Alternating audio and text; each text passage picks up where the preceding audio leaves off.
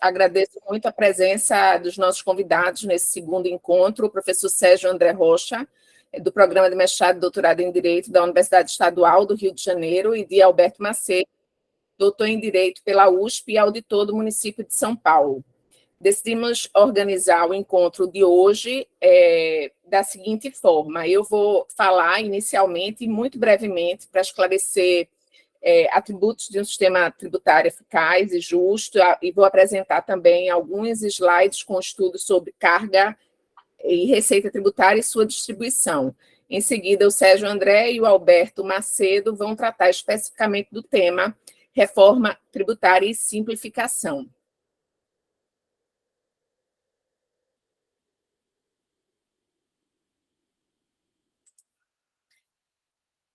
Então, eu coloco primeiramente esse slide aí, sistema tributário eficaz e justo, para dizer que um sistema tributário eficaz e justo é fundamental para o bom funcionamento da economia, né? Porque o sistema tributário desempenha, além de desempenhar a função essencial de arrecadação de recursos para financiar o Estado, ou seja, é o meio que os Estados modernos têm para cumprir o seu papel constitucional, também o bom sistema tributário deve ter uma função redistributiva, daí porque eu começo aí a apresentação do slide com a temática da equidade, né? Então, um sistema tributário justo e eficaz, em princípio, apresenta essas características, a meu ver. Equidade, né? Ou seja, um sistema justo e equitativo distribui os encargos tributários entre os contribuintes de acordo com a sua capacidade de pagamento, que coincide com a nossa ideia do princípio da capacidade contributiva. Simplicidade e transparência, os contribuintes podem entender aquele sistema de forma fácil, né? Com facilidade, cumprir as suas obrigações fiscais, tá? Elasticidade e estabilidade, ou seja, esse sistema deve ser capaz de se ajustar às mudanças econômicas e sociais e manter a estabilidade das regras tributárias para proporcionar um ambiente que seja seguro e previsível. E o sistema deve ser projetado de forma a minimizar os custos de conformidade, que são os custos que são vultosos em nosso país para cumprimento em especial de obrigações acessórias e também da obrigação principal. Tá? Além disso, um bom sistema deve promover a eficiência econômica, minimizando aí as distorções e os impactos negativos sobre a alocação de recursos. Tá? E a tributação do consumo, evidentemente, desempenha um papel muito importante, na verdade, na conformação aí desse sistema tributário eficaz e justo. Nós estamos, acima de tudo, nessa temática de reforma tributária dos 4 encontros, tratando da tributação do consumo, que é exatamente o tema principal da PEC que está em andamento. Eu apresento em seguida, que eu acho importante também para, na verdade, os participantes terem uma noção de como funciona o nosso sistema tributário, slides, né, tabelas sobre carga e receita tributária no Brasil. Tá? Então, é importante a gente analisar a distribuição da carga e da receita tributária para ter noção, né, de como funciona o nosso sistema tributário. Veja que essa tabela 1 aqui, ela apresenta a carga tributária no Brasil e na OCDE, a base é o ano de 2021, veja que a incidência é tanto da carga tributária total como por bases de incidência, primeiro renda, lucros e ganhos de capital, em seguida salários e seguridade, propriedade, consumo de bens e serviços, tá? Apresenta tanto no Brasil quanto na média da OCDE, apresentando também ainda a tabela, o maior da OCDE em relação a todas essas bases, e o menor da OCDE, e também quais são esses países, ou seja, que apresenta, na verdade, um maior percentual do PIB nessas bases imponíveis, tanto o maior quanto o menor. Tá? Então, quando a gente analisa inicialmente essa primeira tabela, a gente vê que a média da carga tributária brasileira está em 33,9%, está dentro da média da OCDE, que é 34,1%. A maior, na verdade, carga tributária da OCDE, quem apresenta é a Dinamarca, que é conhecidamente um estado fortemente social, né, com 46,9% de carga tributária, e o menor, no caso, é o México, com 16,7% de carga tributária. Quando nós vamos analisar as bases imponíveis, nós identificamos aqui o consumo de bens e serviços. O Brasil apresenta uma carga tributária altíssima de incidente sobre o consumo de bens e serviços, em 15,1%, tá? Muito superior à média da OCDE, que é 10,8%, tá? Inclusive se aproximando da maior, né, tributação de bens e serviços da OCDE, que é o da Hungria, com 15,6%, tá? Veja como a gente está longe aí da menor tributação de bens e serviços da OCDE, que é justamente a dos Estados Unidos, com 4,4%. Já quando a gente analisa aí a base imponível, renda, lucros e ganhos de capital, o Brasil tem aí 8,2%, né, da carga tributária total sobre essa base imponível, ficando bem abaixo da média da OCDE, com 11,6%, tá? Veja que a Dinamarca tributa renda, lucro e ganhos de capital em 30,7%, tá? E o México, na verdade, em 7,3%. Quando a gente vai analisar o Brasil e outros países da América Latina e do Caribe, a gente verifica que o Brasil tem a maior carga tributária, tá? Como proporção do PIB em 2021. Mas a carga tributária média para este grupo de países é de 21% do PIB, tá? Também conforme os estudos aí da OCDE, tá? Então, é evidente que quando a gente analisa a carga tributária dos países, nós não podemos deixar de analisar conjuntamente o que o Estado constitucionalmente se obriga, tá? Então, nesse contexto, vale ressaltar que o Sistema Único de Saúde, no Brasil, vale ressaltar a Previdência e Assistência Social Pública, o que coloca o orçamento brasileiro em desigualdade com o orçamento de outros países vizinhos, tá? Então, no período de 2010 a 2021, já passando para essa segunda tabela aqui, nós tivemos uma certa estabilidade, sem grandes variações, tá? Essa tabela mostra a receita tributária por nível federativo, tá certo? Dos anos de 2010 a 2021, tá? Então, o percentual médio nesses anos de receita tributária atingiu 32,5%. Se nós formos analisar por ente federativo, em 2021, tá? Dos 100%, 66,3% da receita ficou nas mãos da União Federal, 26%, se eu não esteja falhando aqui na visão, dos Estados-membros, e 6,9% dos municípios. Então, essa é a distribuição da arrecadação tributária por ente federativo no Brasil, tá? Então, a gente verifica de cara uma forte concentração de arrecadação de receita tributária nas mãos da União Federal, aí com 66,3%, tá? Seguida dos Estados-membros e Distrito Federal, 26,8%, e dos municípios em 6,9%, tá certo? O próximo slide apresenta aí um gráfico considerando a receita tributária por base de incidência e competência, tá? Eu achei interessante apresentar também esse gráfico. Analisando ele, nós percebemos aqui que as contribuições previdenciárias, ou seja, a tributação sobre base imponível, né, de contribuição previdenciária, ela fica quase todas na mão da União Federal, que é essa parte azul aí da coluna, tá? Ficando muito pouco, na verdade, como nós conhecemos, né, para os municípios e para os Estados-membros, tá? As outras bases imponíveis, consumo e propriedade, a renda, efetivamente, fica nas mãos da União Federal. As outras bases, consumo e propriedade, elas são divididas pelas três esferas federativas, tá?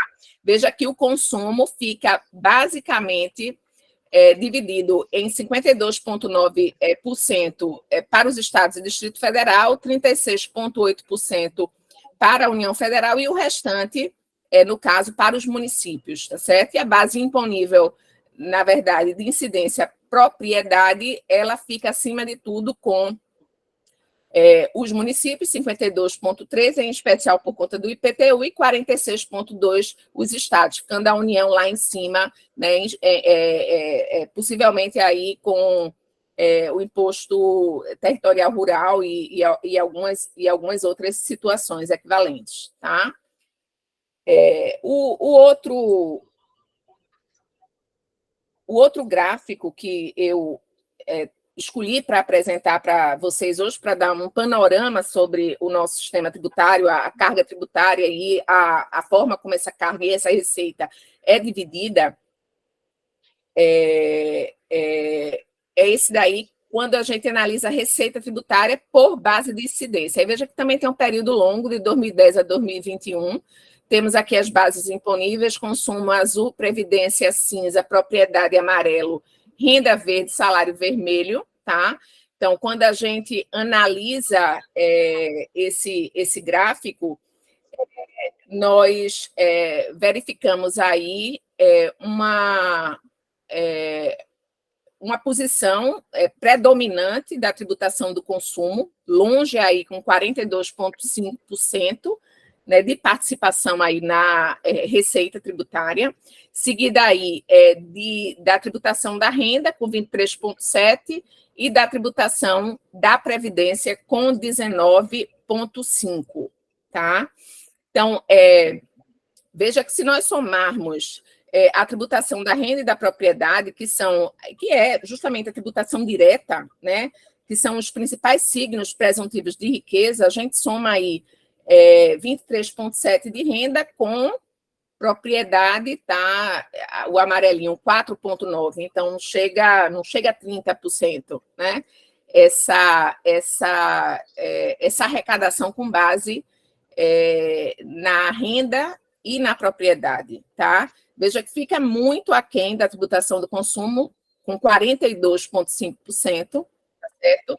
De modo que, quando se leva em conta que os tributos sobre o consumo de bens e serviços são considerados tributos indiretos, ou seja, eles recaem, né, o ônus financeiro recai na pessoa do consumidor, e que são parte expressiva da carga tributária brasileira, e que, em contrapartida, a tributação direta, que é exatamente aquela que sobre a renda e o patrimônio, responde por 28,5%, tá, da carga, a gente percebe a necessidade de avaliar o impacto dos tributos sobre o consumo na vida social, inclusive, do país, tanto econômica quanto social do país, tá? Então, os tributos, né, como nós estamos vendo a partir desses slides, sobre o consumo de bens e serviços, são a parte mais expressiva da arrecadação do sistema tributário brasileiro. Esses tributos incidem sobre o consumo e são cobrados em diferentes etapas da cadeia produtiva. Então, na perspectiva realmente social, cabe a gente analisar o impacto desses tributos na distribuição de renda e na dignidade, né, do bem-estar, da vida das pessoas, na verdade, que são os contribuintes, que são os cidadãos brasileiros, tá? Então, a questão principal, né, além de toda a temática relacionada à simplificação, né, à questão federativa, nós identificarmos, né, a resposta para a pergunta: quão regressiva é a tributação sobre o consumo no Brasil?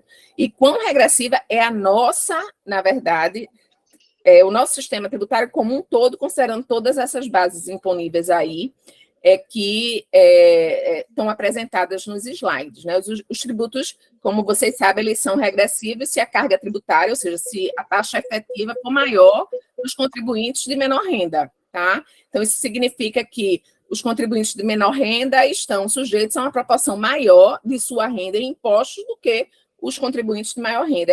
Essa a ideia que está relacionada à ideia de regressividade do sistema tributário, tá? O próximo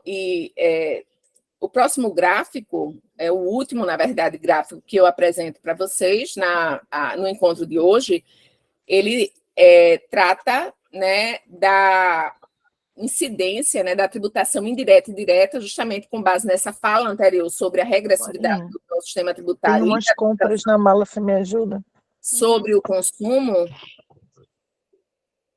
Deixa eu desativar o som aqui, que tem algum som ativado, tá? Então, esse gráfico mostra a incidência dos dois tipos de tributo, né? Azul, tributo indireto, ou seja, sobre o consumo, e verde, tributo direto, renda e patrimônio, tá?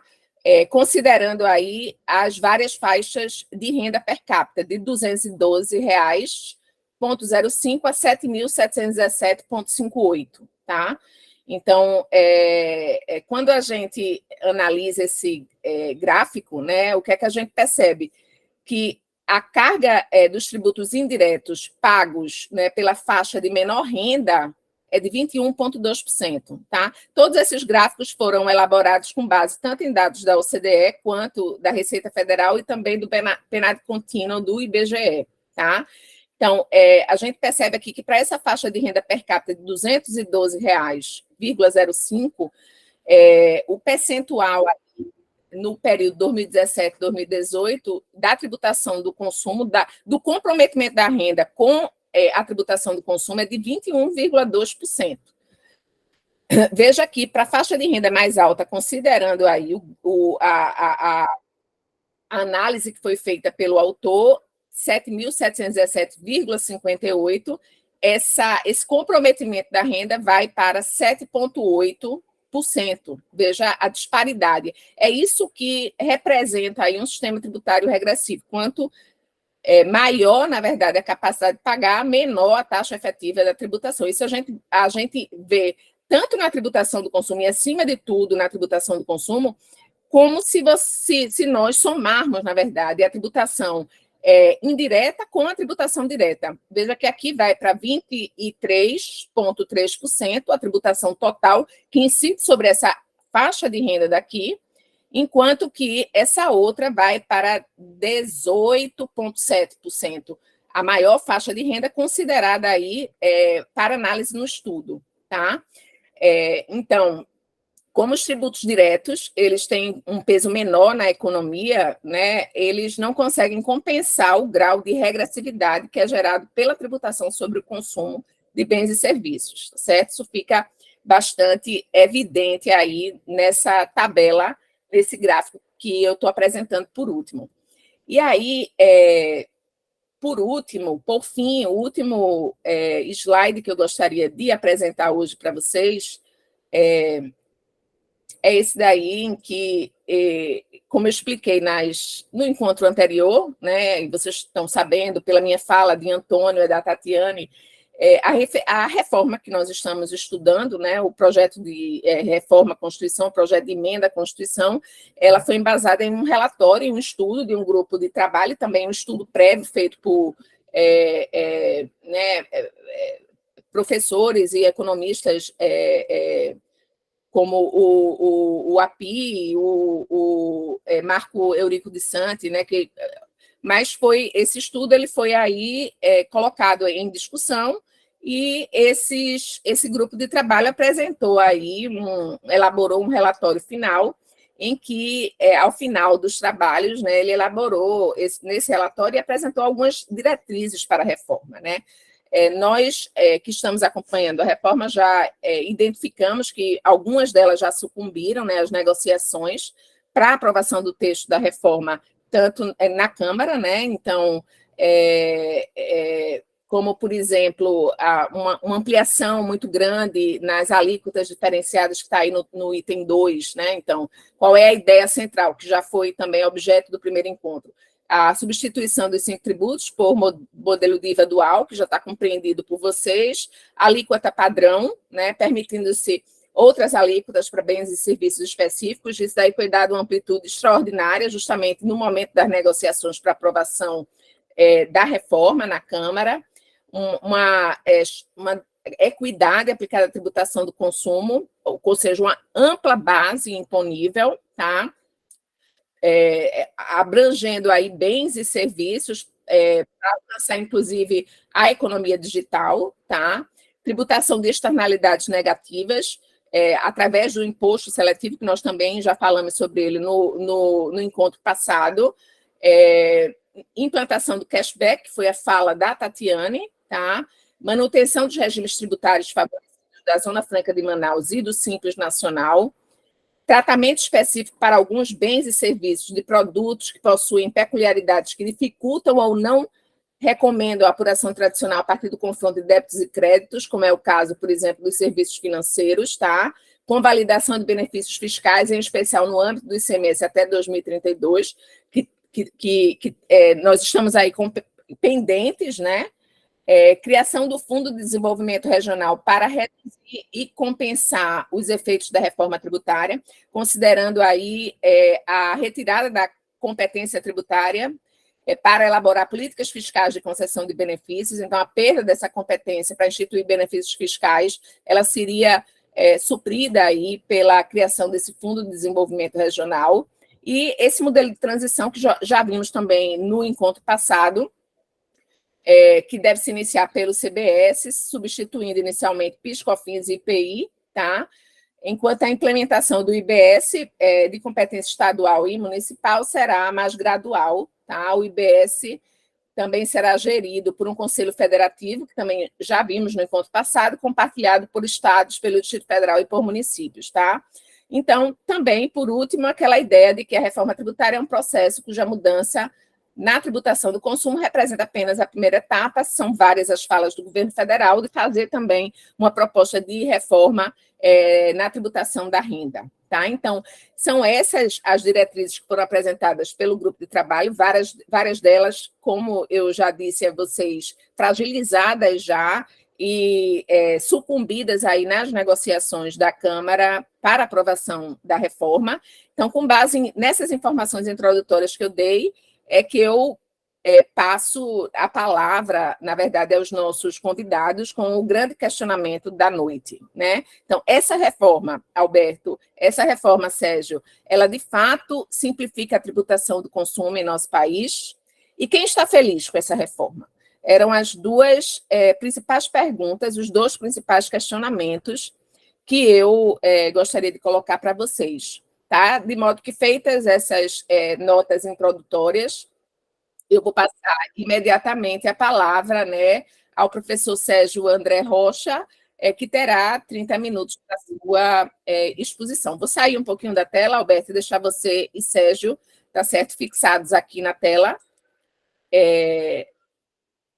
Só um instantinho para eu me liberar aqui e liberar o espaço aí para Sérgio.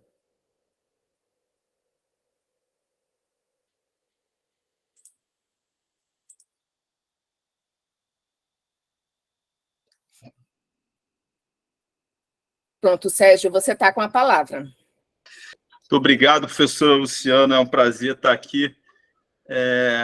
Eu cheguei apressado, te mandei mensagem antes, né?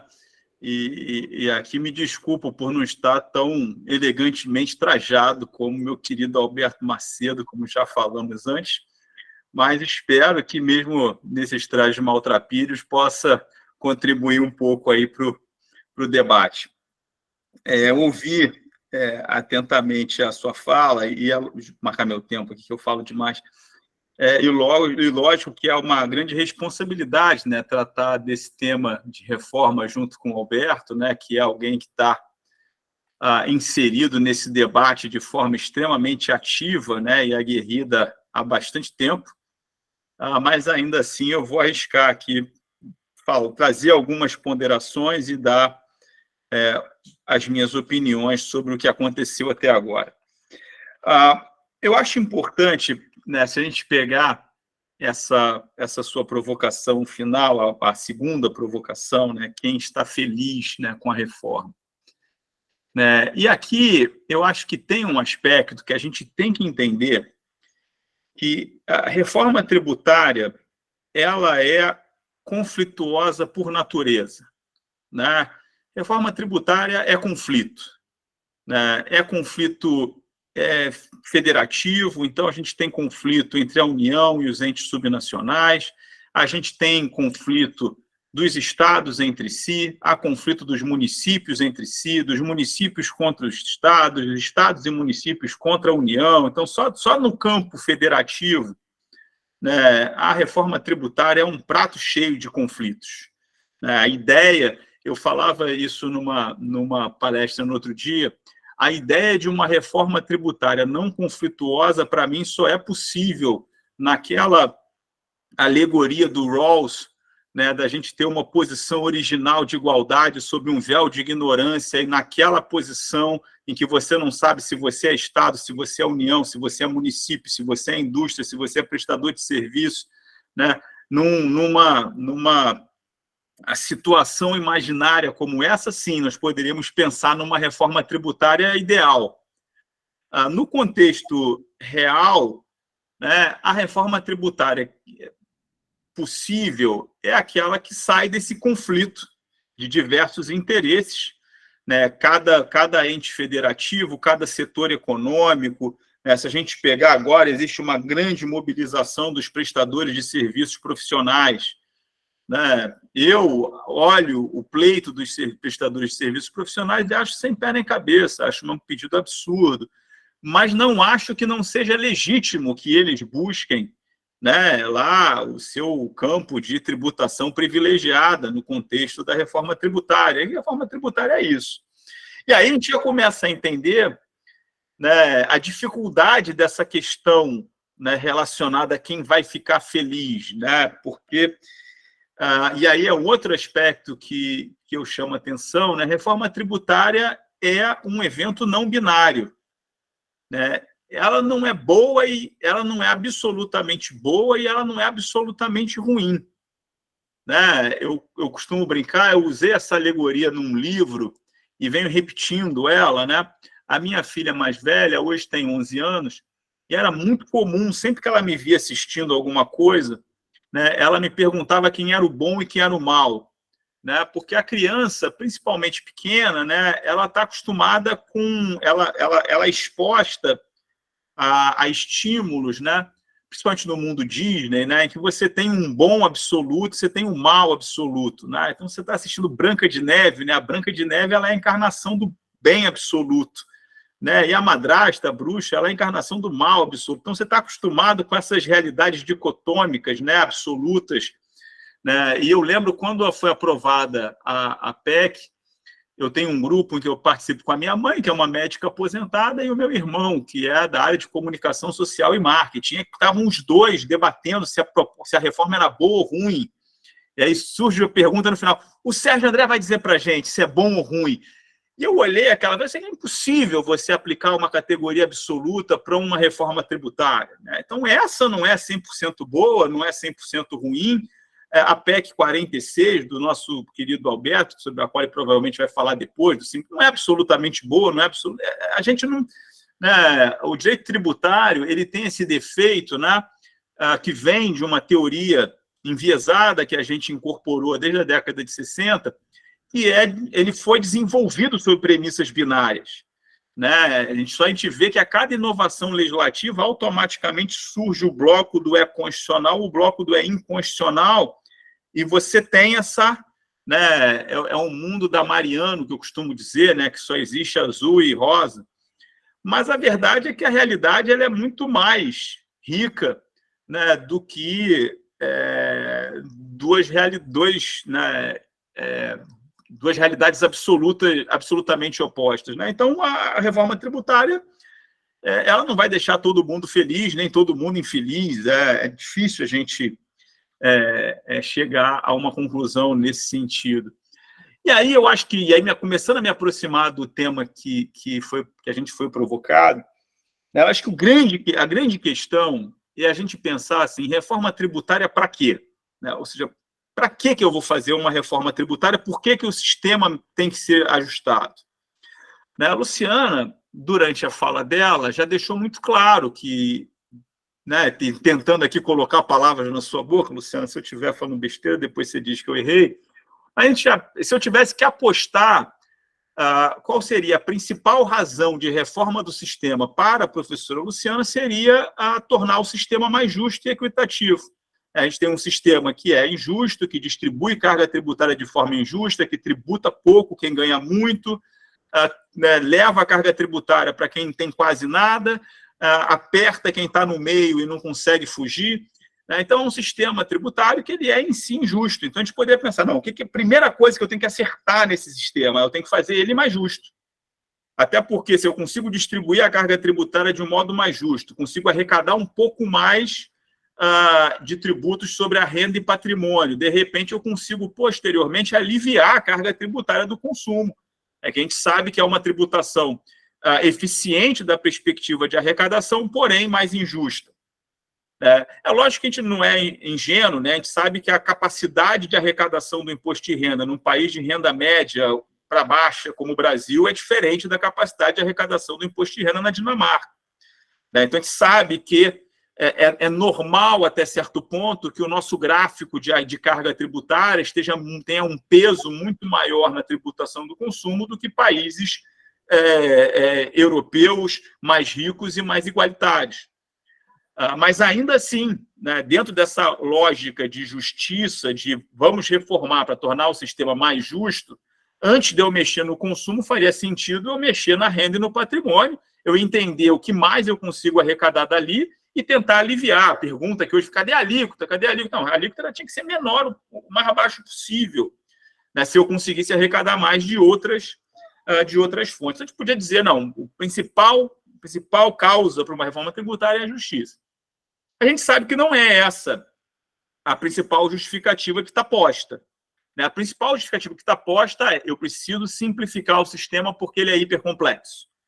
E é lógico que isso tem uma provocação que é muito interessante, tem sido estudado fora e já começa a ter algum impacto aqui, que é o debate dos efeitos da fake news sobre o debate tributário. Então, a fake news, então, já tem pesquisas empíricas nos Estados Unidos, ou seja, isso começou a virar um tema. E a reforma tributária brasileira talvez seja, para quem interessa, está começando um mestrado, um doutorado, pode ser realmente um evento interessante da gente pesquisar o efeito da fake news, porque é isso, como eu falei, a minha mãe, a médica aposentada, de repente está interessada em debater. Até porque na polarização política, na reta final do debate, de repente já era uma questão também de esquerda e direita e tal. Então, é importante a gente pensar nisso. Mas quando você começa a discutir simplificação e complexidade, é um prato cheio para fake news. Porque assim, é óbvio que o nosso sistema é complexo, né? É óbvio que ele é povoado de idiosincrasias e especificidades. Depois eu vou falar um pouco das causas dessa complexidade. E aí se criou um artifício argumentativo que é, bom, se você critica qualquer coisa, você é pró-complexidade. Então, se você falava qualquer coisa, havia o negócio do serenata por sonho de valsa, croques, que são casos excepcionais na franja da discussão. Não, então você é a favor do sonho de valsa, é biscoito, é bombom, ou é chocolate, sei lá, né? Então, assim, a gente estava num momento em que se tinha muito mais uma necessidade de ganhar uma discussão retórica, de ter um discurso vencedor, do que propriamente de esclarecer e de levar as questões. E conforme o debate sobre reforma tributária se concentra muito na questão da simplificação, aí depois a gente vai responder também se há simplificação, afinal, surgem contrapropostas, como a defendida pelo Alberto, e dizer, mas peraí, mas para simplificar tem outros caminhos. Então, assim, olha, para simplificar, se o problema é simplificar, talvez não precise de uma reforma tão acentuada. Você consegue simplificar, a simplificação do PIS e COFINS está pronta, é só implementar. Transformar o IPI num imposto mais acentuadamente extrafiscal, bastaria um decreto. O ISS ele já é simples por natureza, Você tem questões pontuais, mas o ISS é um tributo simples. O grande vilão acaba sendo o ICMS, mas aí, para isso eu tenho uma proposta de simplificação do ICMS. Então, quando você tem o debate muito em cima da complexidade da simplificação, fica uma discussão em que parece que, olha, mas essa não é só, para isso há opções. E é lógico, não estou fazendo juízo de valor de qual é a melhor opção. Eu estou dizendo que surge um discurso, um debate sobre se a finalidade é simplificar, pode ser que nós tenhamos vários caminhos. Esse é um deles, mas há outros. Vamos debater? E aí parece que faltou talvez um pouco mais desse debate. Você tem um outro uma outra justificativa que me parece que é uma das mais presentes nessa reforma, por mais que ela apareça de forma secundária, que é você redistribuir o peso dos tributos pelos setores econômicos. No fundo, um dos grandes motores, né, desse movimento de reforma foi esse. É só a gente ver o esforço que a CNI tem feito para que a reforma seja aprovada, né, e a reação muito mais contida, por exemplo, da CNC, que tem prestadores de serviço no seu corpo, e dos prestadores de serviços regulamentados, que estão desesperados, né? Porque, no fundo, você tem por trás da justificativa da reforma uma premissa que é, olha, no sistema atual, você tem setores econômicos que são sobretributados e há setores econômicos que são subtributados. Então, nós precisamos rearranjar esses tributos de forma que todos os setores paguem a mesma carga. Se isso efetivamente vai acontecer, ou se nós vamos só trocar quem vai passar a ser sobretributado e quem vai passar a ser subtributado, nós temos que ver, né, com esse sistema efetivamente funcionando. Mas essa é uma justificativa que, a meu ver, tem sido pouco explorada e que a gente tem que entender também qual é o peso dela. A gente tem outras razões para a reforma que, por exemplo, se a gente olha os estados têm um tributo, a Luciana falou que nós temos procuradores do estado, né? Já falei isso algumas vezes na PGE aqui do Rio, os estados ficaram com um tributo moribundo, que é o ICMS.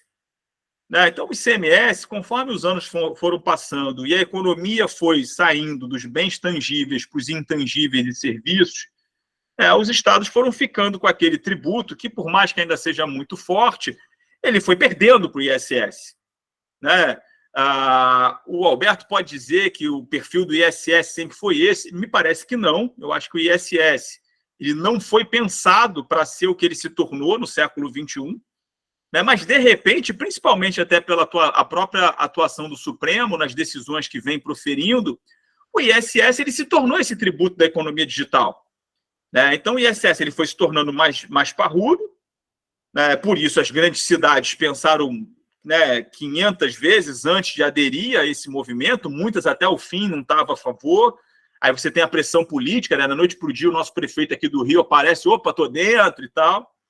Mas para os estados, de uma certa maneira, logo que eles conseguiram se livrar do IVA único e falar, não, agora eu tenho um IVA dual e eu vou ter um IVA em que eu consigo trazer para dentro da minha base essa base dos municípios, que é uma base que está crescendo e consigo ampliar mais, gostei disso. Minha preocupação agora passa a ser se eu vou conseguir controlar ou não lá o Conselho Federativo. E aí entra a grande briga entre unidades da federação, que culmina agora com essa frase infeliz do governador de Minas Gerais, coisa de 2 dias atrás, criando essa cisma entre Sul e Sudeste, e o Nordeste.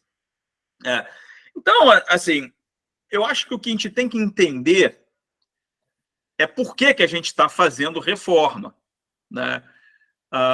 O discurso ele acabou muito centrado na questão da simplificação, da necessidade de simplificação, mas eu acho que tem muito mais coisa. O enredo por trás disso ele é muito mais complexo. E, de uma certa maneira, é lógico que tem uma questão política por trás. O governo tomou gosto, achou que era uma marca e abraçou o projeto. E aí, realmente, quando você junta capacidade política com o interesse e força do Poder Executivo Federal, a coisa anda. Tanto que, para mim, essa reforma já foi. Eu não vejo cenário dela não ser aprovada no Senado.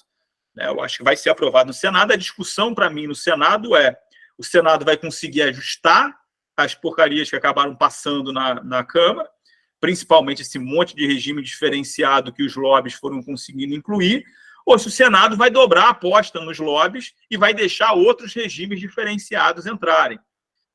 Então, para mim, a grande dúvida hoje é essa, mais que dificilmente eu não vejo espaço para que esse projeto, para que essa PEC não seja aprovada pelo Congresso Nacional, hoje definitivamente eu não vejo.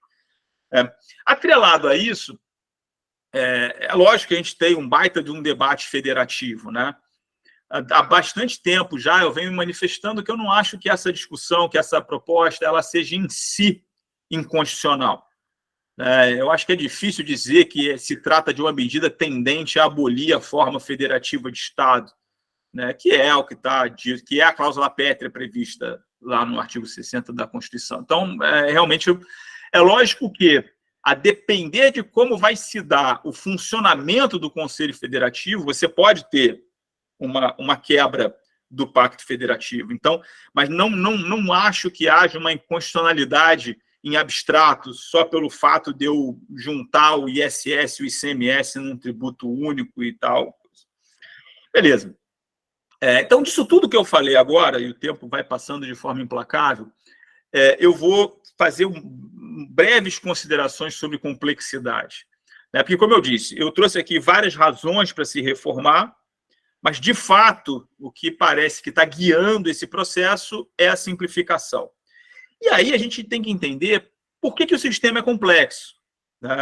Aqui, eu publiquei um artigo uns anos atrás em que eu tratava disso. Eu vou falar aqui uma visão bastante sumária do que eu disse naquela oportunidade. Então, assim, primeiro, eu acho que o desenho do nosso sistema ele é complexo. É óbvio que você ter 3 níveis de federação torna mais complexo. Então, você ter competências estaduais, municipais e federais, né, com uma Constituição que vai ser interpretada por um tribunal que não tem vocação tributária, que é o caso do Supremo Tribunal Federal, torna o sistema inevitavelmente complexo. Então, você tem um sistema hiperconstitucionalizado, né, em que você tem 3 níveis de federação com tributos próprios e que você colocou uma corte de cúpula que não tem nenhuma vocação para julgar matéria tributária, tanto que demora, né, décadas, né, para trazer julgamentos que muitas vezes não pacificam coisa alguma. Então, o federalismo ele traz em si uma complexidade. Embora eu venha dizendo isso, para mim, os últimos anos, eles, de uma certa maneira, eles ressignificaram o federalismo. Porque isso era uma coisa que eu, pelo menos, não pensava muito há alguns anos atrás.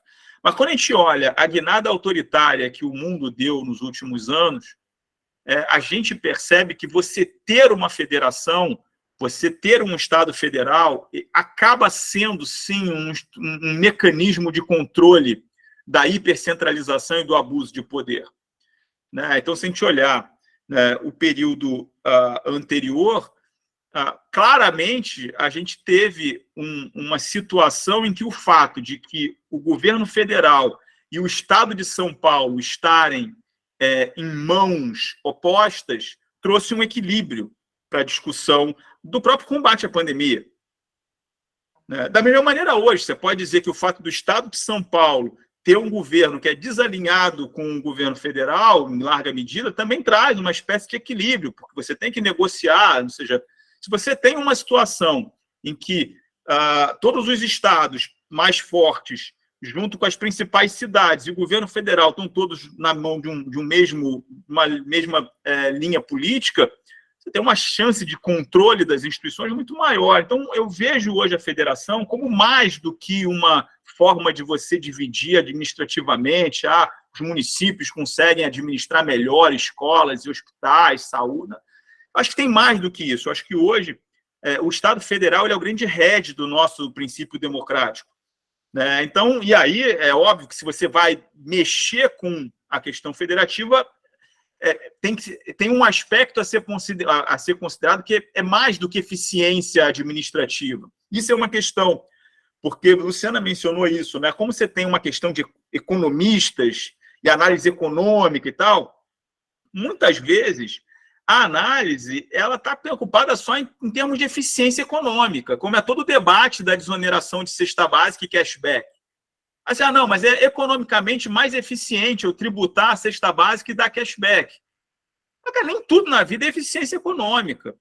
A não ser que você me garanta que você vai ter cashback para todo mundo que efetivamente precisa, o que num país pobre como o Brasil pode significar que você vai ter que dar cashback para 50%, 60% da população, eu prefiro desonerar a cesta básica e dar carona para o mais rico.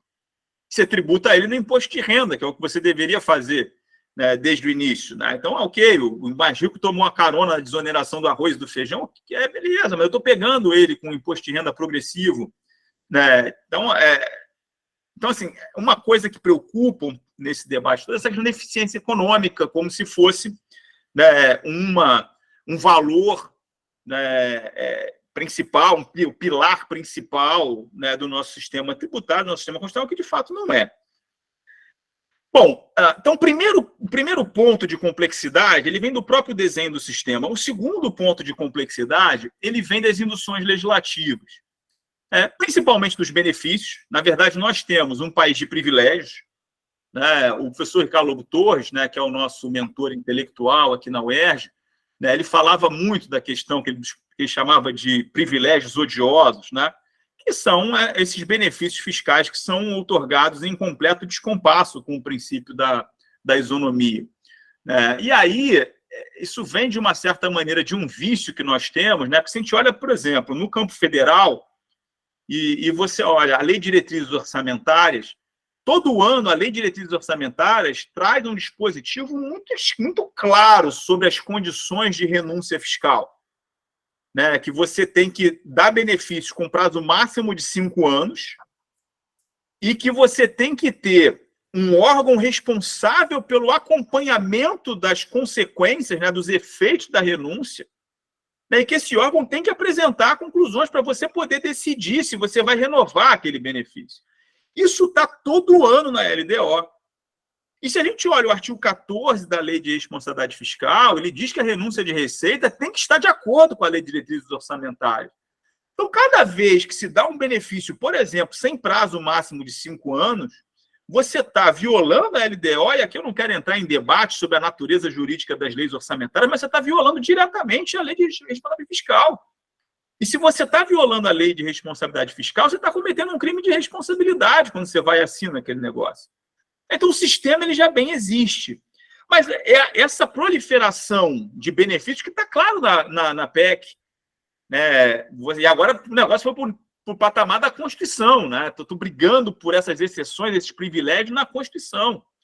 E você vê que a revolta contra o texto não é bem contra os privilégios que entraram. É que o meu privilégio não entrou também. Né? Então... Mas isso claramente é uma causa de complexidade que tem como subproduto o planejamento tributário. Porque o planejamento tributário ele é uma consequência direta da diferenciação que a legislação faz. O planejamento tributário é algo intuitivo. Se eu e Alberto a gente vem aqui dar essa aula, Alberto tem uma alíquota de 25% e eu tenho uma alíquota de 45%, por que Alberto paga 20%? O que eu preciso fazer, né, para poder, né, ter essa...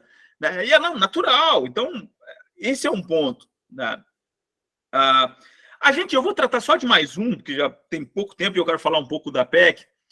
E tem um aspecto que, para mim, permeia tudo, que e vai continuar, esse vai continuar de forma muito clara, que é a dificuldade que nós temos na interpretação da Constituição e do ordenamento jurídico infraconstitucional. Né? O direito tributário brasileiro, e aí já é conversa para muito mais tempo e outro debate, né? O direito tributário brasileiro ele nasce, né, no período da ditadura militar. Ele nasceu num estado de exceção. E por ter nascido num estado de exceção, se desenvolveu uma teoria tributária, que essa teoria tributária é de proteção do contribuinte, né, contra o Estado. Então, o Estado é mau, o contribuinte é bom, dentro daquela dicotomia binária absoluta, né? O Estado é essencialmente mau, o contribuinte é essencialmente bom, e eu protejo o contribuinte contra o Estado. A discussão não é se ideologicamente isso está certo ou se está errado. Né? A discussão é que os mecanismos que essa doutrina deixou para a gente, uma certa leitura absurda do princípio da legalidade, a invenção do princípio da tipicidade, que depois o Alberto Xavier adjetivava de cerrada, um monte de proteções, falsas proteções, né? E se criou uma percepção de que, não, interpretar a legislação é simples, né? Ali qualquer silogismo, isso não é verdade. O processo de interpretação da Constituição e da legislação infraconstitucional é extremamente complexo. Nesse aspecto, né, aí tem um certo paradoxo, né, porque essa complexidade ela vai persistir, né, aprovada essa proposta, e talvez ela tenha, em alguns aspectos, ela seja acentuada. Né, porque aí é aquele meio efeito borboleta, né, você muda uma coisinha aqui achando que vai ficar muito mais simples, mas de repente de lá surge um tiranossauro. Né? Então, e aí talvez o principal vilão, e eu falo isso com toda a liberdade acadêmica dessa questão, seja o Supremo Tribunal Federal. Não por culpa da Corte. Né?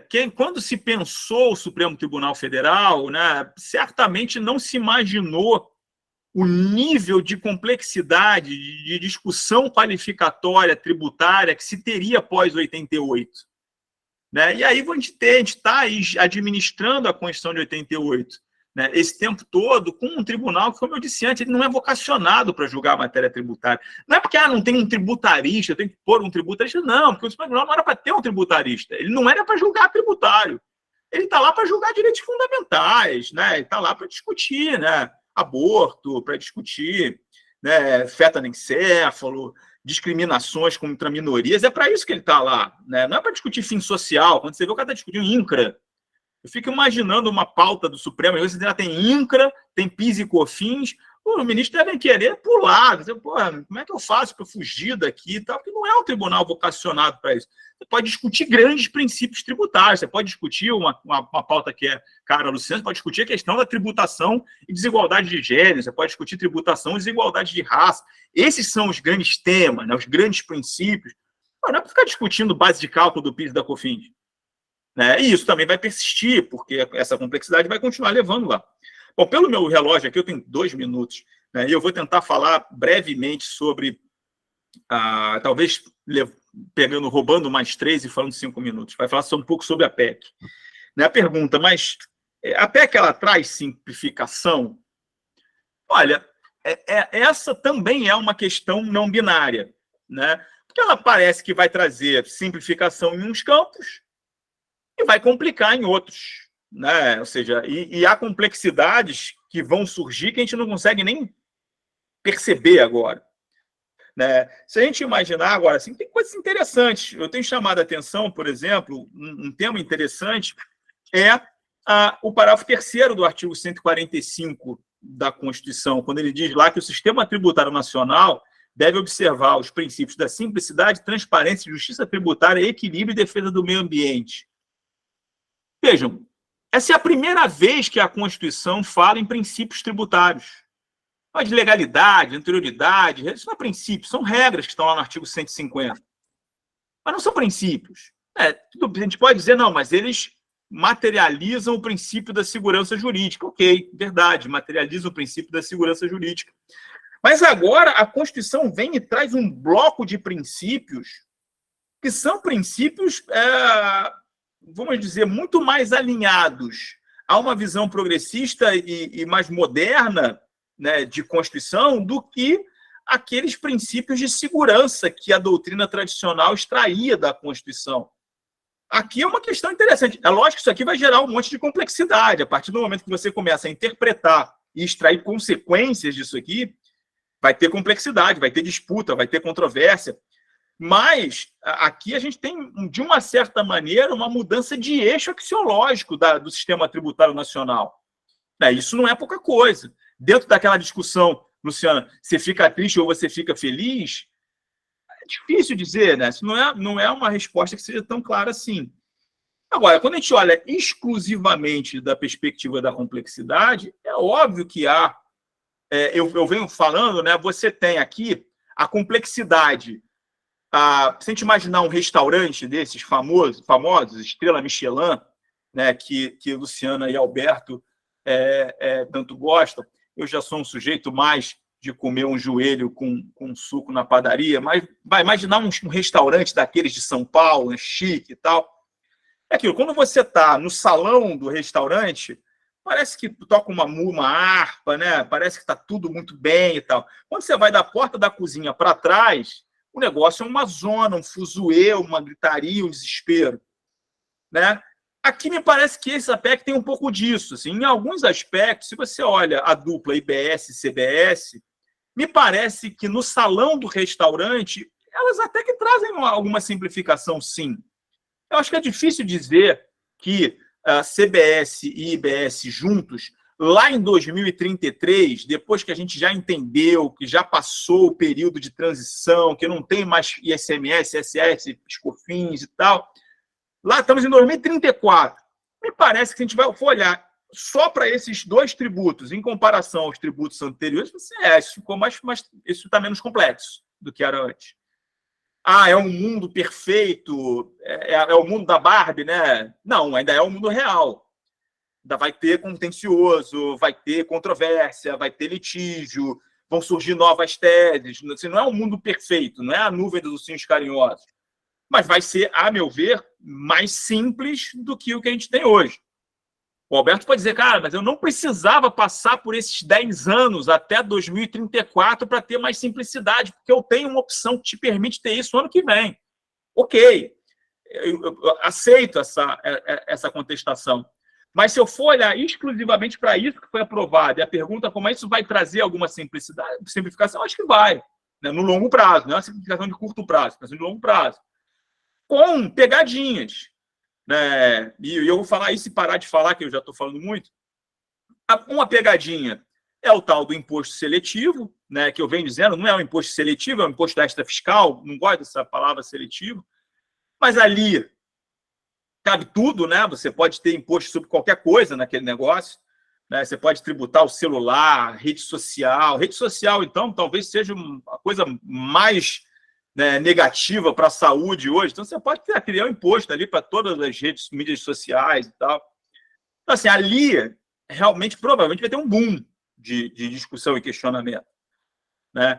A gente tem defeitos de redação que vão gerar booms. O próprio fato de se falar no IBS como um imposto sobre operação. Operação, né, é uma palavra que é utilizada no ICMS há décadas e que tem muita jurisprudência. Então, quando você joga aquilo ali, você vai surgir uma discussão. Mas vem cá, a alocação é uma operação? Né? Um licenciamento é uma operação? Pela lógica do ICMS, não seria. Né? Então, assim, em resumo, já me perdoando, pedindo perdão por ter, não me auto-perdoando, mas pedindo perdão por ter ultrapassado um pouco aqui o prazo, o que me parece, essa proposta, ela atua no campo da justiça, né, que Luciana tanto falou, pontualmente, sim. Talvez mais para dar uma satisfação, me parece, para ter algumas bandeiras do que efetivamente para entrar no campo da justiça tributária. Né? Então, você vê, às vezes, o ministro da Fazenda enchendo a boca para falar de cashback, como se tivesse... Não, né? Bem menos do que isso. Né? Assim, aí me parece um pouco de demagogia com o que está sendo feito. Ele atua no campo da justiça? Não atua. Ela atua no campo da redistribuição da carga? Sim, ela atua no campo da redistribuição da carga. Né? A contratação de serviço vai ficar mais cara do que era e tal. Ela simplifica? Aí a gente não tem uma resposta, né, sim ou não para isso. Ela vai, em alguns campos ela simplifica, em outros campos ela complica. E aí, como eu falei da questão da porta de dentro do restaurante, né? A administração disso, até as autoridades fazendárias. Né? Eu fico feliz. O Senna falou outro dia que está aposentando da Procuradoria, né? Ela fica assim, que maravilha, que eu não vou ter que lidar com esse troço. Imaginar que você vai ter que municípios, estados, União, porque eu falei assim, lá de dentro da cozinha, eu acho que vai ser feio de ver. É uma complexidade monumental. Aqui o contribuinte está olhando de fora e fala, cara, esse é problema seu, se vire com isso aí que não é comigo. Então, olha, isso eram as ponderações que eu queria fazer, depois a gente fica à disposição ainda para algum bate-papo. Agradeço demais o convite, a oportunidade de estar aqui com vocês e vou ficar muito feliz de ouvir meu amigo Alberto Macedo, que, como eu disse antes, é um especialista em reforma tributária muito maior do que eu. Então é isso. Muito obrigado, pessoal. Obrigada, professor Sérgio André. É uma maravilha escutá-lo. Na verdade, tem uma expectativa de direito, né? meados de 2026, se a nossa governadora não reformar aí o nosso sistema previdenciário.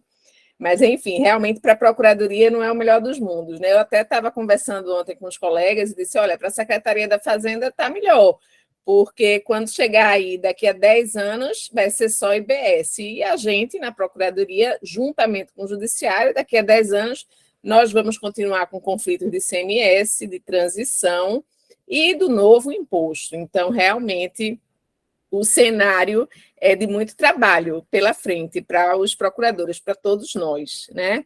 Então, eu passo imediatamente a palavra, né, a Alberto Macedo. Como o professor Sérgio já adiantou, Alberto teve uma participação muito importante aí na Simplifica Já, né, que é a PEC 46 de 2022, e eu passo a palavra para que ele, na verdade, apresente a exposição dele para todos nós.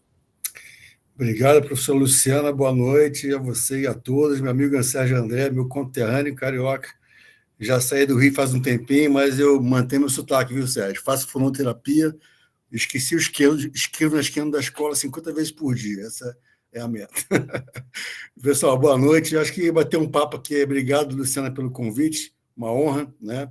Temos aí um público bastante grande, mais de 100 pessoas assistindo, muito legal. Alguns pontos, eu pedi para a Luciana para eu fazer uma apresentaçãozinha, mas antes disso, queria aproveitar algumas falas da Luciana e do Sérgio para alguns pequenos ganchos, né? O Sérgio comentou assim: a reforma tributária é conflitiva per si. E até a questão o que queremos com a reforma tributária. Depende da reforma. O que a gente quer com a reforma tributária? Esse é um ponto importante. Porque a reforma tributária tem a do consumo, do patrimônio e da renda. Quando eu falo de renda e patrimônio, eu estou falando de redistribuição, né? Na linha da progressividade do rico, que tem aí um percentual maior a pagar, né? Ele poder contribuir com uma alíquota maior, além da sua renda. Essa linha da progressividade, ela enfoque a sociedade, a tributação da renda e do patrimônio, né? A professora Luciana colocou aí os dados, que não deixo mentir, como é subtributado o patrimônio no Brasil, né? A partir de um erro histórico, no meu entender, do STF, na década de 60 e 70, quando confundiu base calculada, valor venal concreto, com conceito legal de valor venal, está aí, está feito. É óbvio que tem aí uma relação de poder de elite, né, que ajuda nesse tipo de interpretação, né, porque a progressividade é para tributar o mais rico mesmo, né, e aí sobra para o consumo, né? E aí tem um ponto que até é uma provocação. Até que ponto a gente vai conseguir reduzir a tributação do consumo, que no Brasil é predominantemente subnacional? Isso se considerar PIS/COFINS consumo. Tem uma discussão aí, Everardo Maciel coloca a ideia de PIS/COFINS não é tributação do consumo, né? É mais próxima da renda, né? Mas consideremos PIS/COFINS como consumo, né? Estamos falando só de ICMS e SS, algo em torno de 803 bilhões de reais em 2022, que responde por esse total de 1,2 tri, né? Colocando aí IPI, PIS e COFINS. Né? Então, vai conseguir reduzir a tributação no consumo quando ela sustenta os estados, moralmente, né? E os municípios também, mas os estados principalmente, em que o ICMS responde por mais de 55% da arrecadação da tributação no consumo. Aliás, até tem uma PEC 07 do deputado Luiz Felipe de Orleans e Bragança, que ele tenta repartir as bases renda, patrimônio e consumo, porque alguns, às vezes, de forma leiga, estão achando que com essa reforma aí vai abaixar a tributação do consumo. Não vai aumentar. Vai aumentar. Né? E mesmo que tenha um controle maior sobre ela, uma governança melhor, vamos dizer assim, tem que combinar o jogo com a União, né? Porque a União quer tributar renda, né? E o patrimônio também de mãos atadas por aí, né? O IPTU e o IPVA. Se bem que aí tem essa proposta aí de, por decreto, o município poder atualizar a base calculada, né? Então, quando se fala em reforma tributária, temos que entender para quê. E a reforma tributária da renda do patrimônio, elas trazem a questão da progressividade, para justamente na linha do que a professora Luciana colocou, trazer uma maior equidade, e a do consumo não é questão mais de equidade, é questão de simplificação. A do consumo, a tributação do consumo é arrecadatória, né? Em que na década de 50 para cá os países viram essa necessidade, não se consegue viver sem tributação sobre o consumo, né? Que é até muito mais fácil de tributar do que a da renda, né? E ainda mais no país pobre acaba tendo essa desigualdade, né? E o país pobre, a classe rica vai e joga, vai e tributa consumo mesmo, que no meu pirão ninguém mexe, né? Em renda e patrimônio, né? E aí o pobre paga mais, né? Mas tem esse problema estrutural, em que a maiormente a tributação do consumo é subnacional.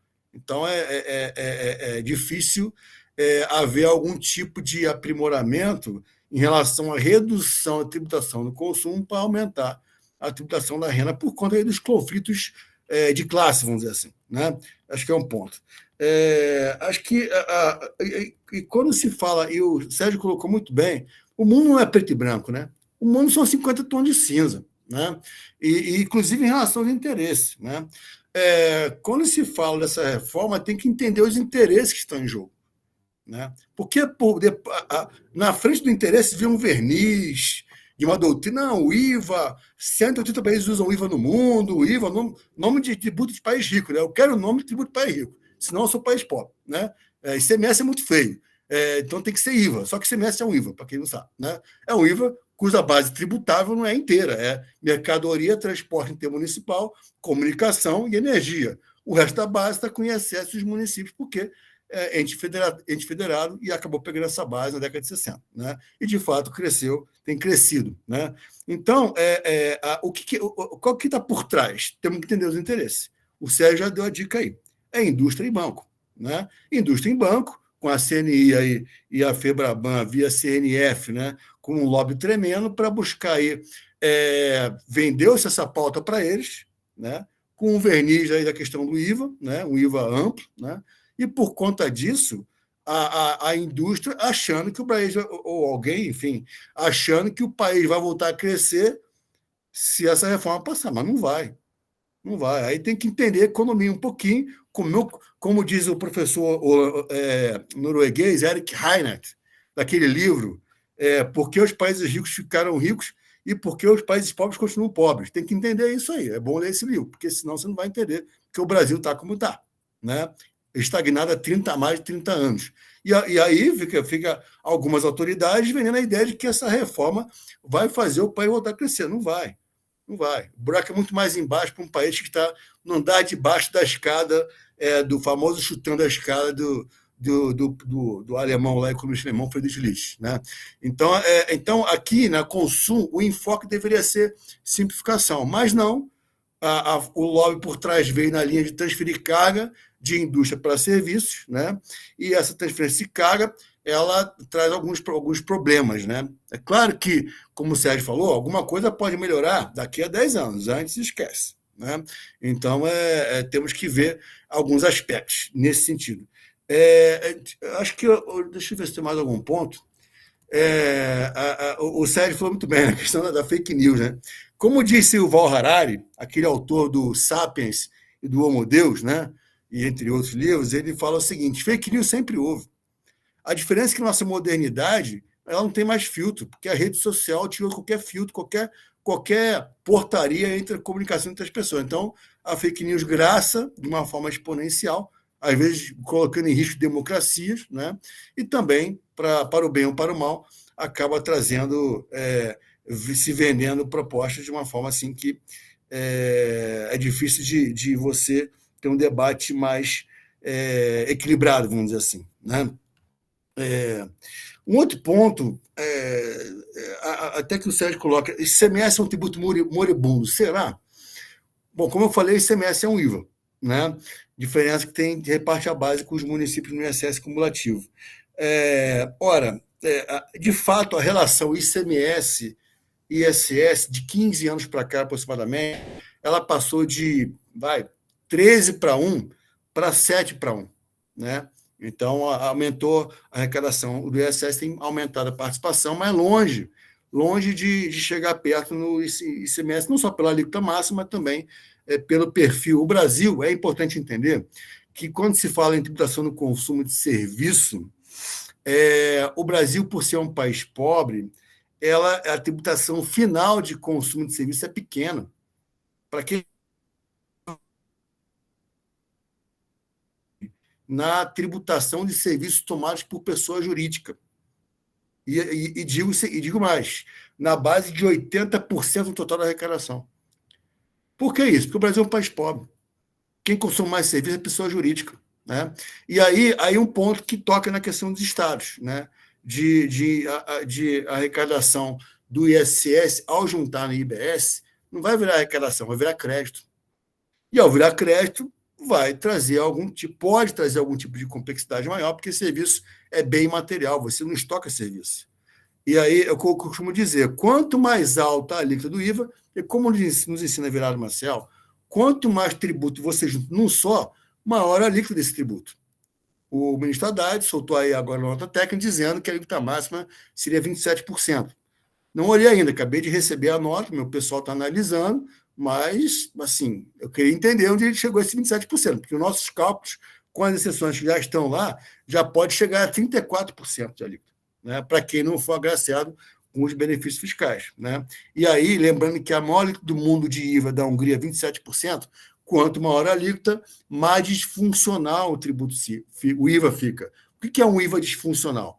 É um IVA que, por ter uma alíquota muito elevada, vai tender a sair pelo ladrão a questão da receita e vai dificultar o controle. E, ao dificultar o controle, tem feito rebote, limitação de crédito. Ficamos como estamos hoje com o ICMS, em que 1/3 do crédito de exportação do ICMS nunca é devolvido. A cumulatividade do sistema hoje está moralmente nos tributos não cumulativos, que é o ICMS e a PIS/COFINS não cumulativa, por diversas questões de limitação de crédito. Né? Então, acho que... e aí, quando se fala de tributação, sistema tributário, é importante entender uma certa pragmaticidade. Né? Quando se fala em reforma, tem vários pilares. Tem o pilar político, o pilar econômico, o pilar jurídico e o pilar operacional. Quando se faz um desenho de modelo que é muito disruptivo, é natural que o pilar político, os vetores de força, acabem ensejando um produto no final que não é aquilo que se desejou. E aí pode o final ficar pior do que está hoje. Né? Enfim, algumas considerações. Eu vou me permitir, Luciana, se eu puder agora, até para dar uma... Deixa eu compartilhar aqui, só um segundinho.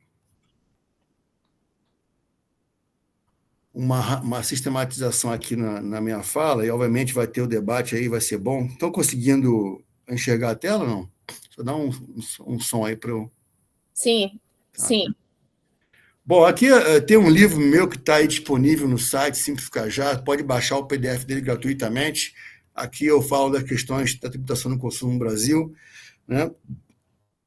Aqui, a 45, alguns aspectos bem rapidamente. Né? A junção vertical, aí, primeiro a junção dos tributos federais, na CBS, e a junção vertical do ICMS e SS no IBS. Né? O objetivo foi aí transferir carga tributária da indústria para os demais setores e tentando trazer alguma simplificação. Né? Hoje, a venda de bens, grosso modo, aí vai 18% de ICMS, mas PIS/COFINS 9,25%, dá uma ideia de 27,25%, e serviços, algo na base aí de, claro que varia muito, mas pegando aqui simplificadamente, menor que 9%.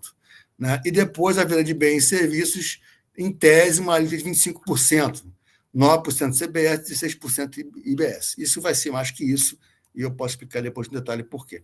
Aqui eu não vou ficar lendo isso, só dar uma passada geral. O regime diferenciado é um regime para alguns setores econômicos que tiveram um lobby suficiente na Câmara para poder emplacar uma redução de alíquota de 60%. Né? Só que tem um detalhe, né?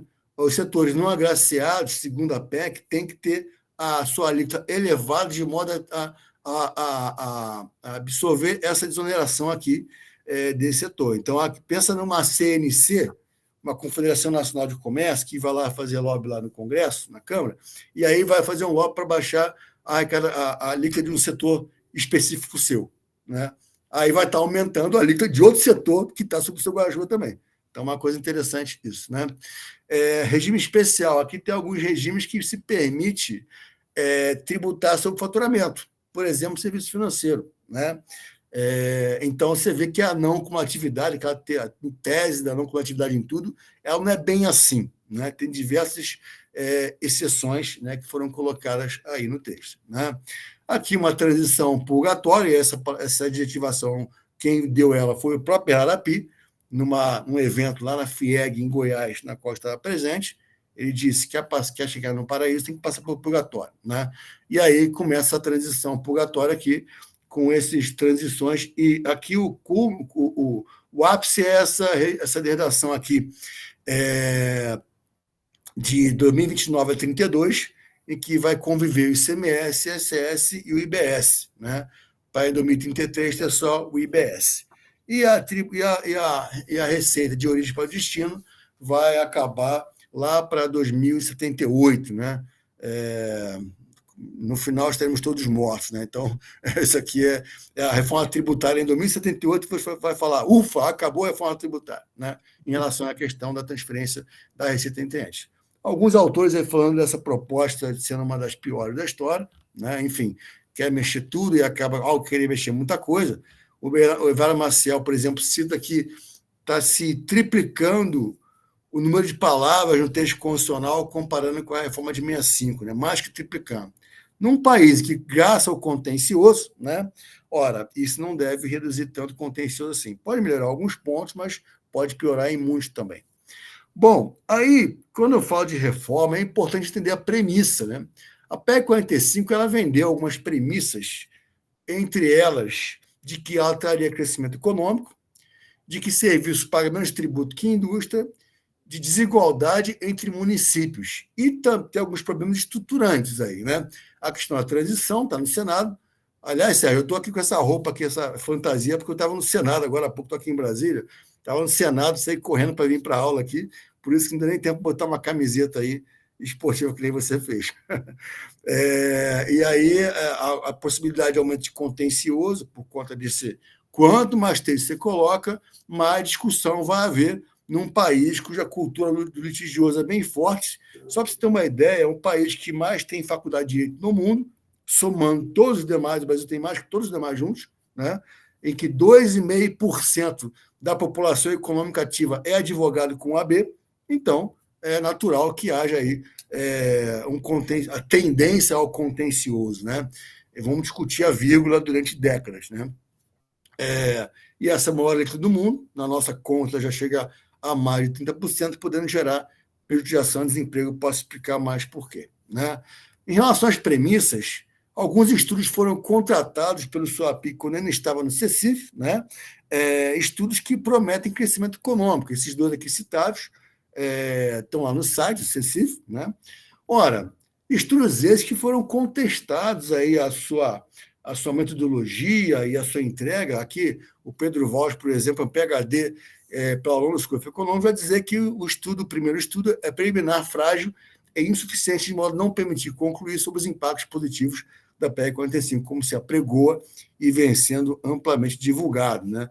Aqui, o Zé Alberto Afonso e o Wagner Ardeu, economistas, vão criticar o estudo quanto às hipóteses do modelo, quanto à metodologia e quanto à forma como se mensura o impacto. Só para ter uma ideia, tem várias restrições no estudo, né?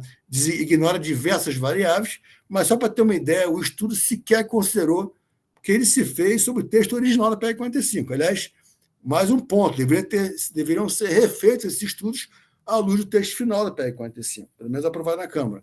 Né? E esse estudo sequer considerou a transição como elemento relevante de impacto no crescimento econômico. Né? Uma transição que não é considerada no estudo, será que, de fato, dá para se confiar num estudo como esse? Né? Em relação ao segundo estudo, o economista Márcio Holland, da FGV, ele vai dizer que a metodologia não é apropriada para previsões econométricas. Então, veja, na economia, os estudos econométricos ficam aí, tinha até uma piada aí, porque o pessoal fala que o economista fica 50% defendendo alguma tese, uma teoria, e depois fica 50% do tempo discutindo porque ela deu errado. Né? Então, e com isso, se enche a boca para falar que vai ter crescimento econômico. Né? Mais economistas criticando aqui o Paulo Raul de Castro, o ex-presidente do IBGE e do BNDES. Aqui, de novo, o Zé Roberto Afonso, que chega até a citar o Simples Cajá como uma forma de racionalizar o sistema sem ser de forma tão disruptiva. Aqui, a ideia de que serviço paga menos tributo que a indústria, ora, Quando eu olho a tributação no consumo, sim. Mas quando eu considero a carga tributária relativa à folha, já há uma certa equidade entre indústria, comércio e serviço. Por quê? Porque serviço emprega muito mais. Né? Ora, e se você onera demasiadamente o setor de serviço, ainda mais que mais emprega, você pode piorar a empregabilidade. Né? Vamos falar um pouquinho sobre isso. E aqui a terceira premissa, que foi vendida para a ideia de tentar trazer os municípios menores para apoiar a proposta, é de que haveria uma desigualdade entre municípios. Chegou-se a fazer nota técnica do IPEA para defender isso, o que há um equívoco na premissa do estudo. Por quê? Porque o estudo considerou tão somente as receitas de ICMS e ISS. Ora, porque o município recebe cota parte de ICMS, não é isso? Ora, quando se olha se o município tem pouca receita ou muita receita, você tem que olhar toda a receita que o município recebe. E aqui, por esse dado aqui, a receita corrente per capita dos municípios menores, em média, tem população até 20 mil habitantes, em média, já é maior que a receita corrente per capita dos municípios com população acima de 500 mil habitantes. Quem acha que no Brasil, município pequeno é município pobre, não conhece o Brasil. É claro que há distorções dentro do próprio FPM, que nunca foi redesenhado ou aprimorado por conta de questões políticas, né, de interesse. Né? E aí vai dizer que tem concentração de ISS em grandes cidades, tem alguns paraísos fiscais, mas a forma de resolver isso, eles vão e pegam imposto para juntar no imposto estadual, na verdade, e aí joga para o destino na ideia de que está reduzindo a desigualdade entre municípios, o que é uma inverdade e os números não mentem. Né?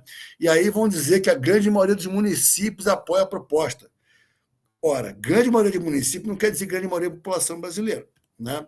Esse dado aqui, para quem não sabe, o Brasil tem mais de 1.250 municípios, mais de 1.250, com população até 5 mil habitantes. Ora, esse município, você pode botar a tributação do consumo 200% de destino. Não adianta, porque ele não tem economia. É tão pequeno que não tem economia. Ele vai ver de quê? De repasse de FPM, por exemplo. Cota parte, etc. Né?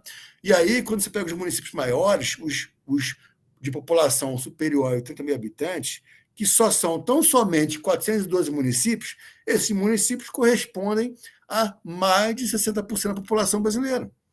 E aí está se vendendo uma ideia de uma reforma que vai melhor distribuir a arrecadação quando a receita per capita corrente desses municípios maiores já é menor que a dos menores. O município maior, quando ele presta serviço, ele não presta serviço para a sua população tão somente. Ele presta serviço para a população de um raio de mais de 100 quilômetros. Porque a cidade pequena, que está ali um pouco distante do grande centro, ela não vai construir um hospital, que não tem escala. O máximo que ela vai fazer de investir em saúde é comprar uma ambulância para mandar a sua população para ser atendido numa cidade, num hospital de uma cidade grande.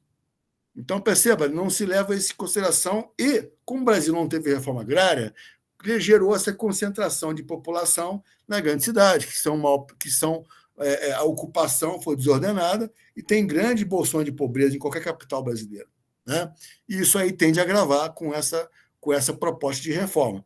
Não me surpreendam que criem algum outro tributo para fechar a conta dos municípios médios e grandes daqui a 10, 15 ou 20 anos. Não me surpreendam. Bom, aí, falando de municípios especificamente, a tributação da origem por destino faz os municípios maiores perder, de fato. Né? Os municípios, o ISS, por crescer mais que o ICMS, perdem em 15 anos um potencial de mais de 412 bilhões de reais, né, de crescimento. Podemos falar sobre isso depois mais um pouco. Né? E tende a aumentar a despesa corrente, porque o serviço ficando mais caro, ora, o município toma muito serviço. A nossa conta é que a despesa corrente pode aumentar em mais de 120 bilhões de reais em 10 anos. E a concentração de poder no Conselho Federativo, que é um quarto poder, né, faz com que os municípios tendam a ficar mais de pires na mão. Até para os estados está complicado, quanto mais para o município. Aqui alguns números de perda estática e dinâmica. E aí, essa perda dinâmica aqui da direita é só um dado interessante. Né? Os municípios maiores eles fazem a lição de casa na arrecadação, na investimento em fiscalização. arrecadação e cobrança, até para ajudar na concorrência, porque no serviço, se você não fiscalizar, você atrapalha a concorrência, né? Então, aqui, o crescimento real desses municípios, muitos deles se deu de arrecadação de ISS em 4 anos, muitos deles se deu até com a redução da alíquota. Ou seja, ele conseguiu combater a sonegação, aumentar a base e reduzir a alíquota média e ainda assim aumentar a arrecadação, né? O que se perde, o que é esterilizado com a PEC 45. A PEC 45 esteriliza os municípios no geral. Aí a colocação do CEA, fere Pacto Federativo? Olha, a questão de Pacto Federativo tem a ver com a questão de governança da sua receita. É óbvio que município, nenhum deles tem receita própria 100%. Mas, quanto maior o município, maior a receita própria. E essa esterilização desse potencial de crescimento vai fazer com que os municípios estagnem na prestação do serviço da política pública local, né? Há uma concentração de poder na mão dos estados e da União. Exemplo real aqui de Pacto Federativo ferido. Não adianta na Constituição. Aqui, em 2015, a crise, né, mais de 10 bilhões de reais não foram repassados aos municípios por conta da crise. Eu costumo dizer, o direito não dobra a economia. Não tem dinheiro, não paga. Ah, está na Constituição, meu filho, pode estar na bula papal. Não tem dinheiro, não paga, acabou. É assim que funciona o Pacto Federativo na vida como ela é, né? Isso é importante entender, né? Alguns problemas estruturantes. Aqui a questão da transição, como já falei, né? Eu estou aqui no Senado, eu venho aqui 4 vezes por semana.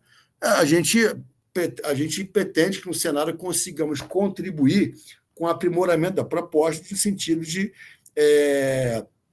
afastar diversas distorções, diversos problemas que ela tem para torná-la melhor, né? Sobre a transição purgatória, já falei, não vou falar isso aqui de novo, né? Aqui alguns autores dizendo que seria muito melhor trazer uma linha de simplificação, porque é importante entender o que a PEC 45 ela traz. Ela mistura transferência de carga entre setores com simplificação. Ora, por que não simplificar primeiro para depois discutir de forma transparente a transferência de carga? Então, quer se botar tudo isso no balaio? E aí, até um artigo recente de Zé Roberto Afonso, com diversos autores, fala que essa PEC foi a PEC do embate, né? Justamente porque o enfoque não foi simplificar, foi transferir carga entre setores econômicos e transferir receitas de municípios para estados, né? E municípios entre si, estados entre si. E daí esse conflito federativo, né? Bom, diversos pontos aqui, eu vou passar isso aqui, tem pontos negativos aqui de diversos setores, depois eu posso voltar a alguns deles, né?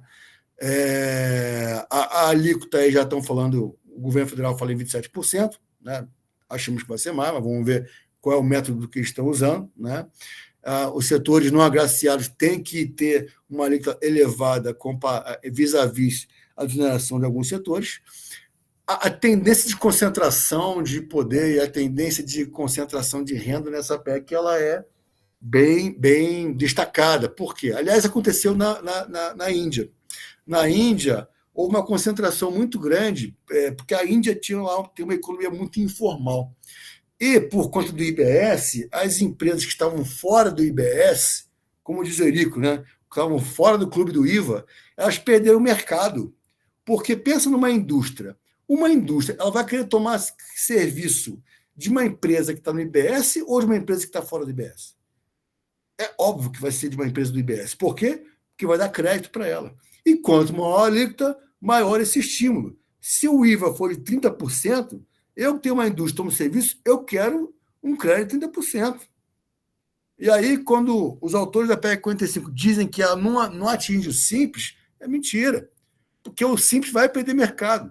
O Simples vai virar nanico de vez. Por quê? Porque ele não vai conseguir competir com uma empresa que está no IVA, no IBS, CBS, né?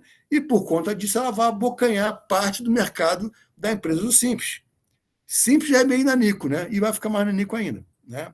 Então, esse é um ponto relevante, né? Há exceções à não cumulatividade. Aliás, um ponto importante aqui.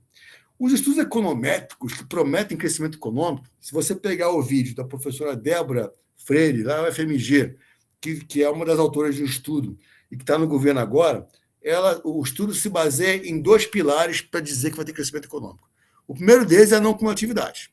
Vai ser não cumulativo, então não vai ter resíduo tributário. Isso é uma meia-verdade, porque você continua tendo o simples, que é cumulativo, continua tendo esses setores que vão se manter na cumulatividade, né? Então, não é bem assim que vai ser tudo não cumulativo. Tem um imposto seletivo que vai trazer cumulatividade ao modelo, então a não cumulatividade continua sendo um tanto quanto falaciosa. E o segundo pilar é não tributar a aquisição de bem de capital. Porque aí não tributa bem de capital, então com isso a empresa vai conseguir ter maior produtividade e tal. Ora, se você olhar o texto da PEC 45, ele jogou a não tributação do bem de capital para a lei complementar. Para quem não sabe, é igual ao CMS hoje. E aí, perceba, os 2 pilares sobre os quais se baseiam os estudos econômicos que prometem crescimento econômico não são entregues. Então, muda-se tudo para não mudar tanta coisa assim, a não ser concentrar poder na mão da União e dos Estados, né? Bom, o que fazer? Nos parece que o raciocínio, uma reforma tributária nunca é a última, né? O PEC 46, de fato, eu ajudei aí a construir a PEC 46, né? Ela vai numa linha de uma unificação horizontal dos tributos, porque o manicômio tributário não é porque tem tributo federal, estadual, municipal. O manicômio tributário, não está esse gráfico aqui, mas tem um gráfico que a própria CNI, ao perguntar para os industriais qual o tributo que mais impacta negativamente os negócios, o ICMS disparado é o pior, com 42% dos respondentes. Em segundo colocado vem a PIS e COFINS, 16%. Em terceiro colocado vem a contribuição previdenciária, 16%. Depois vem lá IRPJ, IPI, e lá embaixo vem ISS, 1%. Né? Ou seja, o principal causador do manicômio tributário, o ICMS, para resolver ele, estão tendo que juntar o ISS, né? Que é um tributo simples de apurar e pagar. Né? E a unificação dos 27 ICMS, hoje, o manicômio tributário, por que acontece? Vamos lá ver como ela é. Pensa no industrial que está aqui, eu estou aqui em Brasília, pensa no industrial que está em Goiás. Ele tem uma indústria em Goiás, ele compra insumo de São Paulo, compra insumo do Mato Grosso do Sul e vende o seu produto para Pernambuco. Ora, esse industrial tem que conhecer a legislação de Goiás, Mato Grosso do Sul, São Paulo e Pernambuco. É um inferno. É um inferno porque não estão integrados, cada um com a sua legislação. Aí ele contrata um batalhão de contadores para calcular o ICMS, o IVA estadual, em 30 dias, e o fisco tem 5 anos para ver se está certo ou errado aquele cálculo. Esse é o manicômio tributário. Por quê? Porque os estados nunca se integraram num sistema nacionalizado, o qual poderia apurar o débito e crédito nacionalmente, e, com isso, o sistema calcular para o contribuinte o ICMS a pagar. Os municípios, com a NFS Nacional, estão mais adiantados com isso. Alberto, eu vou pedir que você apresente uma consideração final em 5 minutos, para a gente ter 15 minutinhos de debate no final, por favor. Perfeito. Então, a Federação Brasileira é de 3 andares, municípios aí no Brasil são ente federativo, diferentemente de Canadá, Índia e Alemanha, por exemplo, que tem município, mas não é ente federativo. O que quer dizer com isso? Ele tem muito mais atribuição e, por conta de receita própria. Aqui o estudo que eu falei, da CNI. Né? Aqui, olha aqui o problema do crédito. 1/3 do crédito de importação do ICMS nunca é devolvido. Então, seria importante avançar na linha de simplificação desse IVA estadual. Né? Aqui, cada estado com as suas declarações, legislações, né? e trazendo aí, ajudando e muito para aí o manicômio tributário. Né? Aqui, só para terminar, Luciana, aqui é a unificação do ICMS, já falei naquele quadrinho resumo, já falei aqui com a unificação do ICMS, não só em termos de legislação, mas de sistema. Né? Também a PIS/COFINS, você resolvendo o regime não cumulativo, com uma boa definição do conceito de insumo, para acabar com esse contencioso do conceito de insumo na PIS/COFINS não cumulativa, lembrando que as empresas que estão no regime cumulativo, que são 84% das empresas do país, fora da Simples Nacional, vão entrar na CBS e vai ficar mais complexo para elas, porque um IVA é um tributo complexo de apurar por natureza. Aqui, vendendo a ideia lá atrás, a COFINS não cumulativa, como a simplificação, e vemos que a COFINS hoje é um dos piores tributos. E aí a lei da PIS/COFINS resolveria facilmente esse problema, uma boa redação ali em relação ao conceito de insumo. No ISS, a unificação do ISS através de nota fiscal Serviço Eletrônico Nacional, uma nota padrão para todos os municípios do país, né, já está em andamento isso. Já temos aqui mais de 64% do ISS nacional aderente ao sistema, já está tendo simplificação imediata, né? E aí fortalecendo os municípios, e que com a PEC 45 tende a enfraquecer os municípios na prestação de serviço público, né? Por conta dessa concentração de poder. E a unificação do ISS, depois pode falar um pouquinho mais disso da PEC 46, né? E para a indústria, um serviço tomado pela indústria, o ISS geraria crédito, acabando com a discussão do ISS em relação à indústria. Então, assim, acho que um ponto que eu falei no início é a questão da pragmaticidade, né? Quando se veio muito na teoria de livro-texto para tentar trazer soluções, ainda mais em medida constitucional, ela tende a trazer outros problemas, né? Esperamos que no Senado se mitigue essa possibilidade de novos problemas e que no Senado também se consiga reduzir algumas distorções e, principalmente, entregar uma simplificação mais imediata e não uma simplificação em 2033. Né? É isso. Eu vou a palavra, Luciana. Obrigado e fico à disposição para as questões. Muito obrigada, Alberto. Nós temos aí 20 minutinhos até o final da nossa aula para poder gerar aqui, promover um debate. Como é um curso do mestrado e doutorado em Direito, eu não estou permitindo, na verdade, fala de alunos, né? Mas, como se trata de um curso de mestrado e doutorado em Direito, se tiver algum mestrando ou doutorando regularmente matriculado e queira, na verdade, fazer uma pergunta oralmente, por favor, levante a mão, que aí eu vou autorizar a palavra. Do contrário, eu vou pedir que vocês façam as perguntas no chat. Algum mestrando e doutorando que queira se pronunciar, fazer alguma pergunta? Eu tenho aqui já duas perguntas. Uma é dirigida ao professor Sérgio André, da Daniele Vitor. Na exposição, o professor comentou que o pleito dos prestadores de serviços sobre a reforma seria absurda, que o pleito seria absurdo. Gostaria de entender melhor sobre a crítica, em que medida o pleito não seria pertinente. Você está sem som, Sérgio. Eu vou até voltar exatamente no que eu falei, né? Eu hoje, quando eu vejo a carga dos prestadores de serviço regulamentados, né? Ela, a meu ver, sempre foi inconstitucional, né? Com a discussão que o Alberto está provavelmente foi muito envolvido ao longo do tempo, que é esse ISS uniprofissional, que, a meu ver, é sem pé nem cabeça.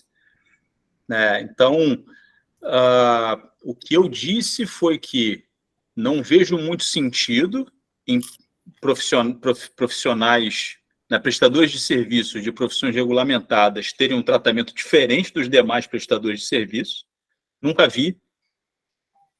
Mas que é um pleito legítimo. Eu acho que, como eu disse antes, acho que todas as categorias têm a legitimidade para buscar os seus privilégios. Mas, a meu ver, você tratar de forma diferente, né? Então, nunca entendi por que um salão de cabeleireiro tem que pagar ISS na receita e um escritório de advocacia tem que pagar, e paga esse ISS vexatório uniprofissional. Então, e esse eu acho que é um dos grandes problemas, né? O modelo de tributação hoje dos prestadores de serviços regulamentados é um modelo privilegiado. Se tentou acabar isso com a Lei Complementar 116, não se conseguiu. Recentemente, né, em São Paulo, se tentou mais uma vez, não se conseguiu também. E acho que, com a reforma tributária, faria todo sentido que, de uma vez por todas, se colocasse, né, essa categoria de prestadores de serviços junto com os demais. A gente sabe que já tem uma emenda, né, que inclui, né, os prestadores, ou seja, há uma proposta de emenda para incluir os prestadores de serviço entre as exceções, e foi nesse sentido que foi meu comentário, eu não vejo razão. Se a gente pegar historicamente, o grande argumento por trás de você dar um tratamento diferenciado para essa categoria é uma suposta confusão entre o ISS e o imposto de renda, né? Porque se assume que o resultado da prestação de serviço, né, dessa categoria é a renda distribuída para o prestador, indivíduo, e que, portanto, aquilo seria renda e não deveria ser tributado pelo ISS. Mas, como eu disse antes, me parece que isso é verdade para diversas categorias, né, de prestadores de serviço. Mais uma vez, com o meu exemplo, né, não vejo diferença entre um salão de cabeleireiro e um escritório de advocacia ou uma clínica médica, né? Se o argumento é esse, né, de que haveria essa sobreposição entre o ISS e o imposto de renda,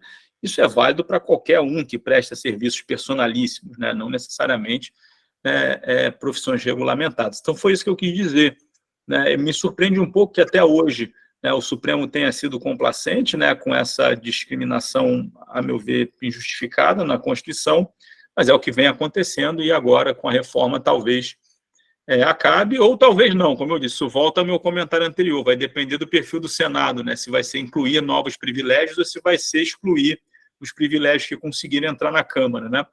Se for o primeiro, é possível que acabe entrando, né, esse regime diferenciado dos prestadores de serviço. Eu não sei se Alberto tem alguma referência a fazer sobre a pergunta. De fato, esse privilégio ele já dura bastante tempo. Foi tentado colocar na 116 e na 157, mas o lobby foi forte, né? E aí esse lobby fez manter esse privilégio da sociedade no profissional. A questão é que hoje é subtributada, né? E com a 45 ela pode ser sobretributada. Então, assim, até que ponto, né? Enfim, aí é a discussão de novo, e a carga tributária por setor, né? De fato, a sociedade profissional regulamentada me parece haver uma subtributação clara hoje, como o Sérgio já colocou bem, né? Agora, de novo, se quer juntar mais tributo num só, a alíquota vai ficando aumentada, aí todo mundo paga, né?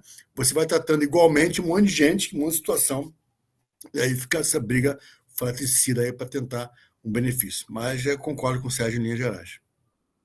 Uma outra pergunta, Sérgio, é da Larissa Almeida, sob o ponto de vista de relação fisco-contribuinte, tema de estudos seus, você considera relevante a simplificação de que estamos falando ou algum outro aspecto da reforma em especial? Olha, esse é até um ponto que eu não mencionei, né? Ou talvez eu tenha de alguma maneira passado por ele, né? Essa relação contenciosa que nós temos, né, entre o fisco, entre a fazenda de uma maneira em sentido amplo, né, e os contribuintes também em sentido amplo, é um elemento de complexidade, né? Eu não acho que a reforma ela exatamente atue em relação a esse tema. E aí é uma questão da gente entender o quanto certas promessas vão ser efetivamente cumpridas e factíveis. Então, por exemplo, se a gente pega hoje, né, o Bernardo Api promete que com o sistema novo, todo o cálculo de IBS e CBS vai ser feito automaticamente, sistemicamente, ou seja, a gente estaria migrando de um modelo de lançamento por homologação, basicamente, para um modelo de lançamento de ofício, né, em que o sistema ele seria alimentado com informações de tal forma que o contribuinte não teria mais nenhum trabalho para calcular nem IBS, nem CBS, receberia basicamente suas obrigações já pré-preenchidas e tudo mais. Se isso é verdade ou não é verdade, no outro dia eu ouvi uma crítica a esse ponto do meu querido Marco Aurélio Greco, em que ele dizia que, olha, e era uma crítica que ele fazia ao Conselho Federativo, né? Ele falou assim, olha, de uma perspectiva de proteção sistêmica, você tem uma concentração tão grande de dados e de informações que se você tiver qualquer problema nesse sistema, você quebra todo mundo, porque, ou seja, você está ali, é como se tudo vai para um bolo, né, e forma um bolo para ser distribuído. Se você tiver qualquer ruído nesse processo, você pode ter uma crise do sistema como um todo, porque, de repente, o dinheiro não chega na ponta para ninguém. Mas, assim, especificamente dessa questão se melhorar, ou se melhora ou se piora a relação entre fisco e contribuintes. Eu acho que vai depender, porque é um ponto que o Alberto também não explorou tanto, e a gente não vai conseguir falar tanto hoje, né? Mas, no fundo, é que a gente não sabe ainda o que é o modelo na prática. Na verdade, a gente não sabe nem o que é o modelo em concreto, porque a gente está discutindo uma PEC. A gente só vai ter uma percepção melhor, né, do quão mais amigável esse modelo seria para os contribuintes com a lei complementar na mão. Agora, volto ao que eu disse antes. De uma maneira geral, se a gente entender que hoje o contribuinte tem 3 níveis de relacionamento, ele passa a ter 2 níveis, 2 focos de relacionamento com IBS e CBS, que, de uma certa maneira, se está tentando uniformizar a interpretação desses tributos. Em tese, né, a gente teria, sim, acho que lá na frente, a partir de 33, a gente teria, sim, um ambiente que seria mais propício a uma relação menos ruidosa entre fisco e contribuinte. Isso não quer dizer, como eu disse antes, né, que a gente vai ter um ambiente, um Woodstock tributário, né, uma coisa, paz e amor, não é da natureza, né? Isso virou um business. Então, assim que a gente tiver a emenda promulgada, assim que a gente tiver a lei complementar, no dia seguinte está todo mundo atrás de qual é a próxima ação para vender para o cliente, né? E aí eu acho que a gente vai continuar nessa roda gigante, não imagino a gente saindo disso, não. Para finalizar, Alberto, na perspectiva da relação fisco-contribuinte, o que é que tem nessa emenda, nesse projeto de emenda aí que possa tornar essa relação menos conflituosa, ou, do contrário, essa relação vai se tornar mais conflituosa diante desse novo cenário? Olha, Luciana, assim, quer acabar com o conflito, ou melhor, quer unificar mais a questão do conflito, a relação com vários entes federativos, coloca tudo na mão da União, é um ente só, né? Tem um trade-off, né? Há um trade-off aí entre a questão da simplificação em relação ao fisco-contribuinte com a questão do Pacto Federativo. Esse trade-off ele é sempre presente, né? Como é que se melhoraria? Como é que se dá o passo sem exagerar nessa concentração de poder? Porque o que a PEC pode trazer, o Sérgio colocou bem, está muito em aberto, tem conceitos preocupantes na PEC, né? A lei complementar pode melhorar ou piorar. Então, talvez a redação na PEC tenha que ser um pouco mais segura para evitar roubos a nível de lei complementar, cujo quórum é menor que um quórum de aprovação de PEC e o estrago pode ser grande, né? Estou falando em relação a atingir o Pacto Federativo, né? Então, acho que nessa relação fisco-contribuinte, o que mais é importante é a uniformização da legislação, em um certo aspecto, de forma simples, né? Essa uniformização em termos de entendimento dos entes federativos já seria um passo gigantesco, né?